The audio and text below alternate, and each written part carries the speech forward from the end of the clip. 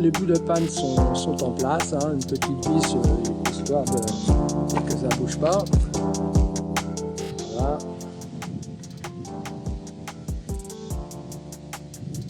Là aussi, j'ai mis une vis, des vis inox, hein, bien sûr.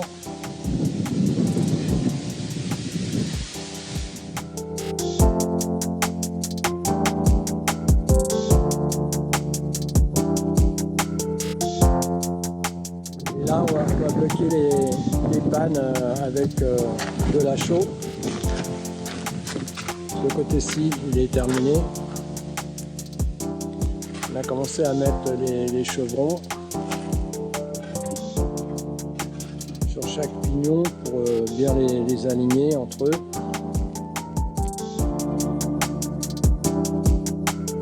Alors là, nous en sommes à l'alignement des chevrons de rive.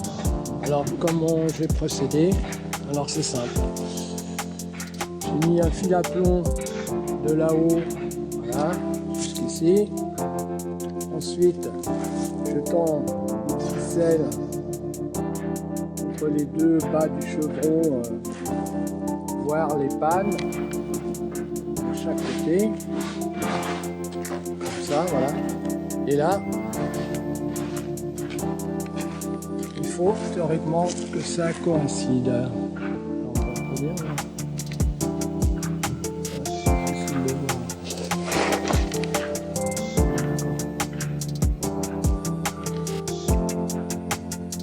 Il faut que les deux, enfin, que les deux, ici, là, celui-là, il coïncide. Donc là, j'ai un petit centimètre d'écart.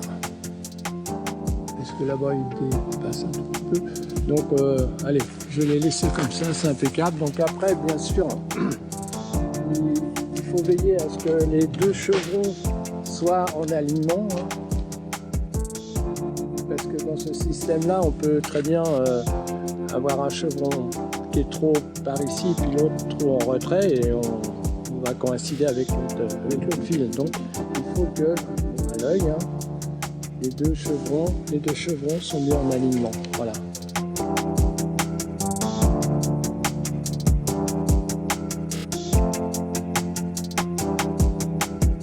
Alors, on va s'intéresser à la mise en place des chevrons de rive.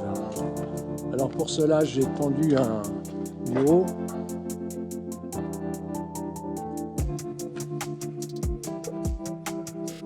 Une corde avec un poids quelconque, voilà, que ça soit bien la verticalité. Ensuite, une corde qui rejoint les deux pannes du bas, comme ça. Donc ici, je ne sais pas si on voit bien, voilà, à quelque chose près doivent être se toucher presque. Alors pour cela, par contre, auparavant, il faudra veiller à chaque extrémité à avoir à peu près la même cote. Pour pas qu'il y en ait une comme ça et une comme ça. Bon là, tout est parfait. Je vais tracer et il ne me reste plus qu'à couper les bouts des pannes. Ici, c'était déjà fait. Bon, maintenant, on va s'intéresser à la mise en place des chevrons. Donc déjà dans un premier temps, donc à titre personnel, moi je coupe le bout pour qu'il se joigne comme on peut le voir en haut.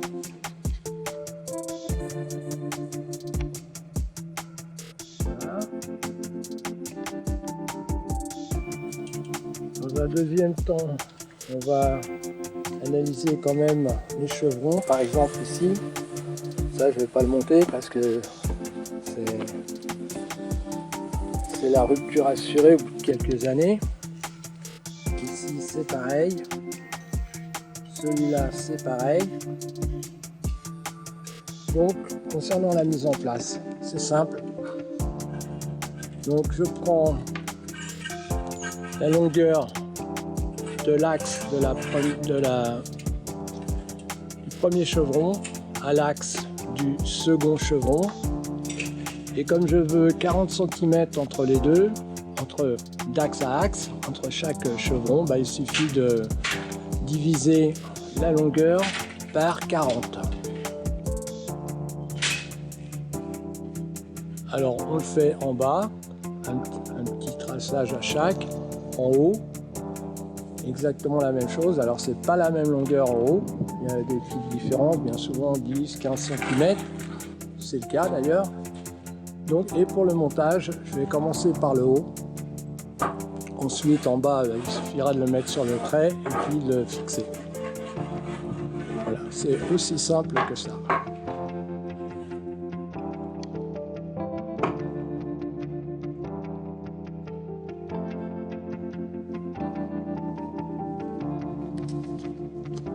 Bon, derrière, tout est bon. J'ai sélectionné il y en a 14.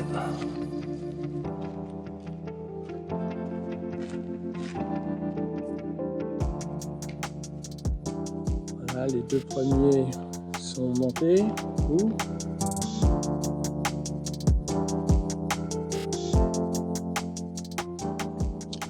Alors concernant la fixation des chevrons, bon bah c'est simple, hein, donc il suffit de prendre en haut la distance entre les chevrons là, hein, au fait, divisé par là on a 13 espaces, divisé par 13, ça doit nous donner 39,3 ou 6 là-haut, quelque chose comme ça. Donc on trace et ensuite je vais fixer chaque chevron, alors sans oublier aussi dans notre cas la poutre, la panne on va dire, elle est vraiment tordue, donc, comme on peut le voir, donc il va falloir que je compense avec des cales. Voilà, on va faire un petit zoom, voilà, j'ai compensé.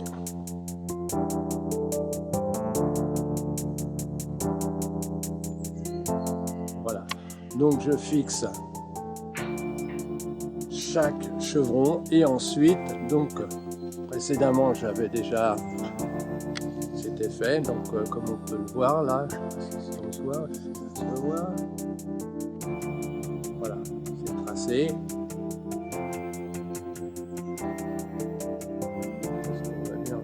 Oui, si on voit là. Donc, en bas c'est tracé, donc ensuite il restera simplement à fixer le bas et ensuite l'intermédiaire, la panne intermédiaire. Donc nous sommes maintenant à la recoupe des bouts de chevron. Bon, pour cela j'ai mis 35 cm à partir du mur de chaque côté. Au-dessus j'ai tiré un trait au bleu et ensuite il suffit de mettre une règle.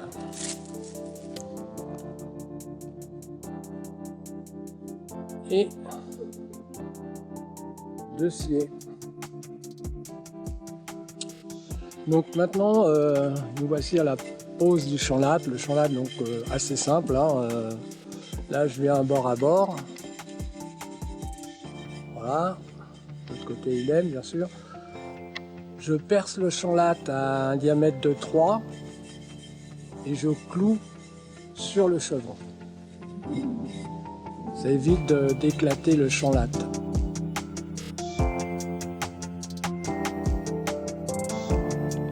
Donc maintenant on va s'intéresser aux lithos. Donc les lithos, le gros problème ce sont les nœuds. Voilà. Donc là autant dire ça n'a pas résisté longtemps sur la toiture. Donc c'est simple, on les casse. Pas besoin de forcer, ça casse tout seul. Donc vous imaginez, vous êtes sur le toit et vous mettez le pied là à cet endroit. Donc nous, ça ne peut pas arriver dans la mesure où on sélectionne. Alors par contre, il y a du déchet, voilà, c'est une vraie catastrophe.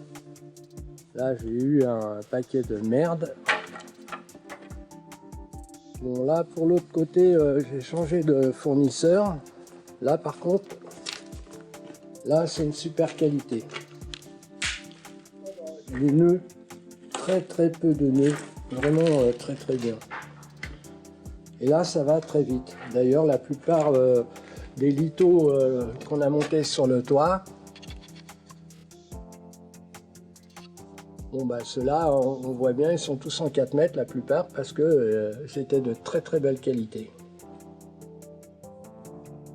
Donc voilà, donc comme il nous manque environ 1,60 m au bout, et bah, eh bien on prend toutes les chutes, celles qu'on peut tout du moins, qui restent dans les côtes dont on a besoin. Donc maintenant on est à la fixation à la fois des lithos et des chevrons. Alors pour les lithos hein, c'est simple, comme on l'a dit, nous on fait un petit avant-trou, diamètre 3, les pointes font 2,7, même s'il faisait 3 c'est pareil. Donc voilà le type de visserie qu'on utilise. Bon là c'est avec une empreinte Torx, et là c'est du Sipan. Bon personnellement j'ai mis le Sipan. Donc voilà, le Torx hein, pour serrer, le Sipan. Et là, auparavant, donc sur les chevrons, on fait un lamage avec cet outil qui est génial, dans le diamètre qu'on veut. Donc ensuite, un avant-trou sur le chevron et un pré-trou, on va dire, pour la vis. C'est-à-dire que voilà, ça représente à peu près l'âme de la vis. Le diamètre, quand je dis l'âme, c'est le diamètre plein. Donc maintenant, nous en sommes à la fixation. Donc la fixation des lithos. Donc là, c'est simple, hein, on pratique comme ça. Hein. Avant-trou, vis 2,7, 55 de long. Zingué, la visserie pour les chevrons. Bon là c'est une empreinte Torx, là c'est une empreinte Sipan. Donc l'appareil pour serrer les Sipans, pour le Torx. Et là auparavant sur le chevron on fait un petit lamage avec ce type d'outil qui est vraiment super. Tous les diamètres avec ça. Donc voilà, ensuite donc sur le chevron, donc on fait un trou du diamètre de la vis qu'elle puisse rentrer facilement, et ensuite un pré-trou pour la fixation des grandes vis là. Donc le diamètre correspond à l'âme de la vis, c'est-à-dire la partie pleine.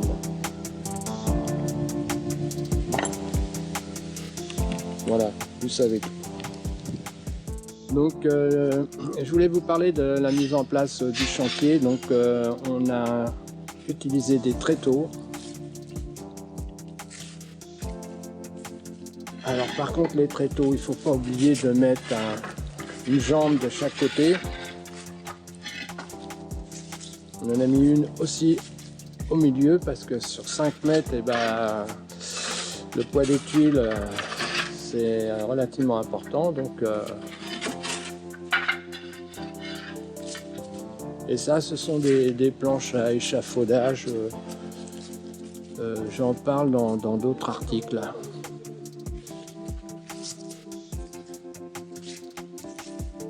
Donc bah voilà, ce côté-là est terminé. On va commencer l'autre côté. Donc concernant la sélection des tuiles, donc comme on peut le voir, on a à peu près toutes les tailles. Donc celles-ci au pire, on les recoupe, c'est pas un souci. Ensuite, il faut faire attention à une chose, c'est ça, voilà. Comme on le voit, le téton là, pratiquement il dépasse pas. Et là, elle est vraiment très galbée. Donc difficile à à poser la plupart du temps, parce que en plus quand vous mettez une échelle de toit là-dessus, bah, ça casse. Donc là, je vais garder tous ces tuiles qui sont abîmées au bout. Je les recoupe pour la rive là, tuile de rive. La tuile de rive, voilà, elle est là.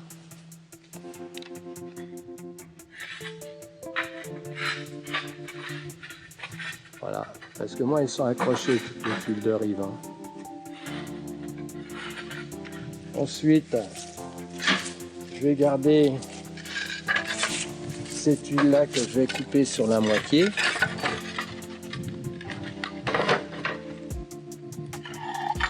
Ces tuiles là, bon, je vais les couper sur la moitié, ça va me faire des moitiés.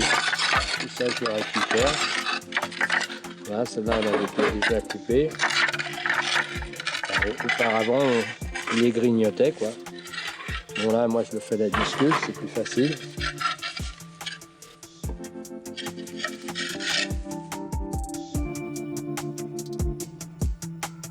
Donc nous avons terminé la pose des lithos. Alors pour rappel, il y a une différence de 12 cm par rapport entre cette extrémité là et cette extrémité là. Donc bah, c'est simple, hein. 12 cm, il suffit de diviser par le nombre de lithos, c'est-à-dire là, je me rappelle plus, ça fait 4 mètres je crois, quelque chose comme ça, divisé par 85, ça doit donner à peu près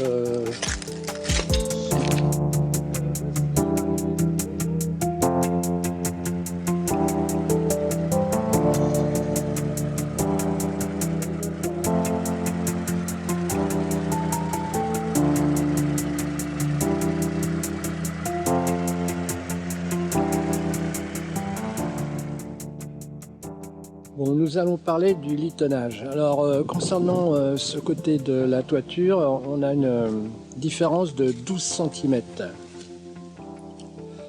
Donc, pour avoir quelque chose de constant, toujours le même nombre de tuiles d'un côté et de l'autre, eh ben, c'est simple. Là, nous avons 4 mètres en longueur, avec un bureau de 85, allez, dans les grandes lignes, ça fait une cinquantaine de lithos. Donc 12 cm divisé par 50, ça fait à peu près 2 mm et quelque chose. Donc d'un côté on aura une petite cale qui aura 2 mm de plus pour petit à petit compenser. Alors par contre il faut faire très attention avec cette méthode, car il faut avoir tous les lithos qui soient de la même largeur. Car s'ils ne sont pas de la même largeur, bah, c'est assez rapide. Par exemple, une différence de 2 mm, et bah, au bout de 5 lithos, ça fait 1 cm. Donc il faut contrôler, disons, tous les 6-7 lithos, bah, contrôler si tout va bien et rectifier, voilà.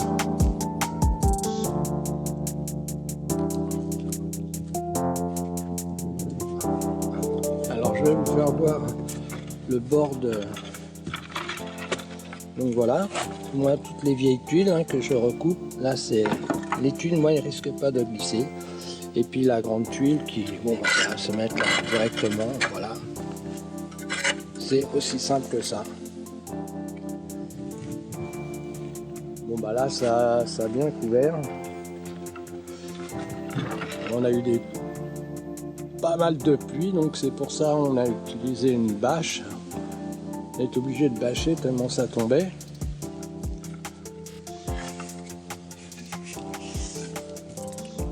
Voilà, donc une fois que tout est bien en place, bon là, le montage des tuiles, voilà, c'est un coup à prendre, on va dire. Les tuiles qui basculent un peu, bah, si elles basculent un peu trop d'un côté, bah, faut la mettre ailleurs, et etc., etc. Garder toujours un espace. Alors, on va remonter sur le toit. Un écart tout du moins. Toujours garder un écart là pour être toujours à peu près dans la moitié quoi. bon, on compense par des tuiles qui sont un tout petit peu plus larges et ainsi de suite. Voilà. Après les petites tuiles avec un petit bout de cassé comme ça, c'est pas très grave, hein, Le toit est terminé. Alors comme on peut le voir, ce type de tuile, bah, c'est magnifique. Alors ça laisse des trous d'air partout, comme on peut le voir là.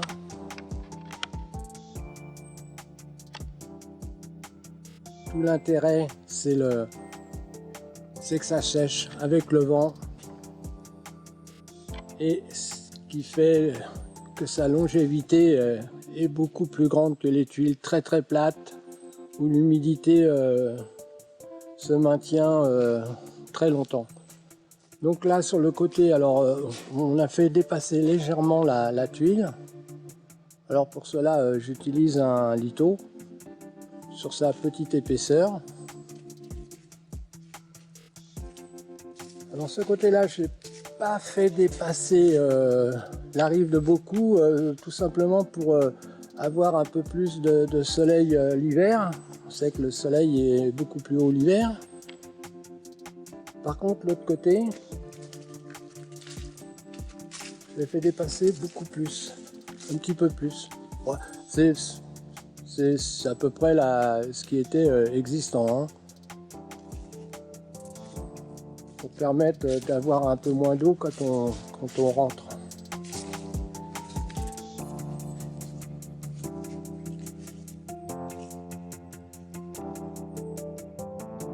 Bon, ensuite, il me restera à recouper un petit peu l'arbre, parce que notamment il y a une branche au milieu. Il va falloir que je la coupe sans pour autant dégarnir l'arbre, parce que si jamais elle tombe, ça fera un gros boom sur ma charpente, donc à éviter. Et d'ailleurs ce type d'arbre, quand les branches deviennent beaucoup trop longues, ça casse. La preuve, voilà.